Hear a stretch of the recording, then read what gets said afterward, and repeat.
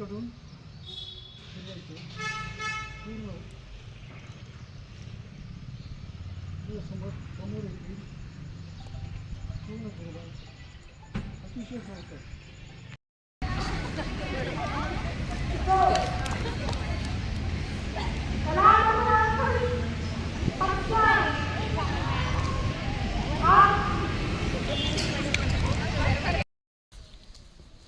Butter झालं आता पावया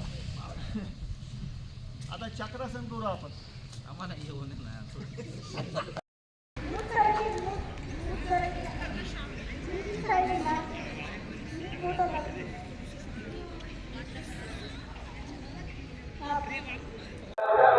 जागतिक योग दिवस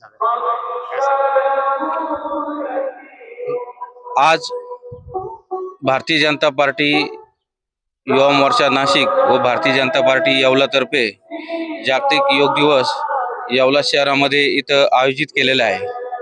भारताचे लोकप्रिय पंतप्रधान नरेंद्रजी मोदी साहेब यांनी 12 वर्षापूर्वी या संपूर्ण जगाला योग दिला आणि या योगाला आंतरराष्ट्रीय स्तरावर नेण्याचं काम मोदीजींनी केलेले आहे। आज जगातील 190 पेक्षा जास्त देशामध्ये वेगवेगळ्या ठिकाणी शाळा असेल, महाविद्यालय असेल, सर्व स्तरावर योग साजरा केला जातो, योग दिन साजरा केला जातो आणि भारताने या जगाला दिलेली ही देणगी आहे आणि या योगाच्या माध्यमातून आपलं आरोग्य आहे सुदृढ ठेवण्याचं काम, निरोगी ठेवण्याचं काम हे केलं जातं। आज मोठे मोठे जे आजार आहेत ते आजार जर तुम्ही नियमित योग केला तर त्याच्या माध्यमातून तुमचे आजार हे दूर जाऊ शकतात।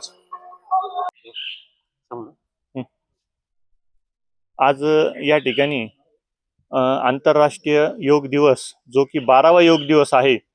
साधारणतः 130 देशांमध्ये हा योग दिवस सध्या चालू आहे।